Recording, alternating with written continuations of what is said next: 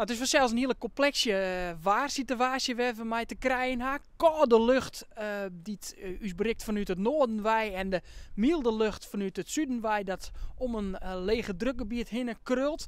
Dat lege drukgebied komt een beetje te stilstaan boven ons land. Er krult een soort delslag omheen en die delslag die zal voor sneeuw zorgen. Het is complex omdat we nog net correct weten hoe volle sneeuw er dan valt. Maar wat wel goed is om in de gaten te houden is die wind. Wind krijgt 6 zon. Die wind komt uit het noordesten wij. Even zelfs het koude waar, de frost.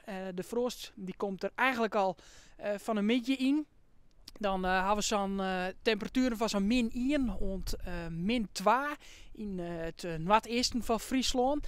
En dan komt pas later het sneeuwgebied. Want ja, we jaren al skoft lang oer die sneeuw. Nou, wanneer komt dat dan en hoe volle valt het dan? Dat is eigenlijk nog een beetje de vraag. Ik denk dat we in Friesland het gebied een beetje begint uit te brokkelen. Dat botst als het ware. Het zit de droege, koude lucht aan. En dan begint dat delslaggebied wat uit te brokkelen.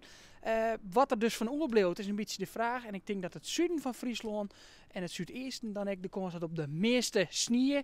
Dat valt pas let. Dus dat zal pas naar mijn gedachten in de ring van de snijn wezen dat de meeste sneeuw valt. Maar ja, wat er ook maar valt, in combinatie met die hudde wien, zal het sowieso voor oerlijst zorgen. Manje, tiesdie en waarsdie binnen echte winterdagen, ze mij zo wel omschreeuwen.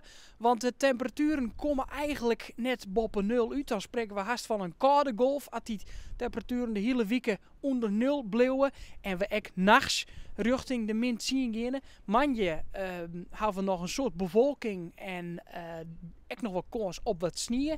Er is ook ruimte voor de zinnen en de temperaturen die rennen dan op naar de -3, -4. Heger wordt het echt net. We hebben nog heel tijd een matige wind uit het eerste wij en van ijs ongroeien. Maar die winden wat uit. Nou, in de nachten krijgen we dan de frost, de -8. Tiesdie hebben we dan op een nij bewolking en zinnen die elkaar een beetje afwisselen. Temperaturen komen dan op een nij net heeg te lezen, -3. Daar houdt het echt wel bij op. Misschien krijgt er -2 in het noorden. En op een nij hebben we dan matige frost, -7, -8. En waarsdie, dan lijkt het zo dat het nou is wat te vallen met de frost. Zo'n -6, -7. Maar hebben we op een nij waarsdie nog matige frost, hoe daar met -3 en -4.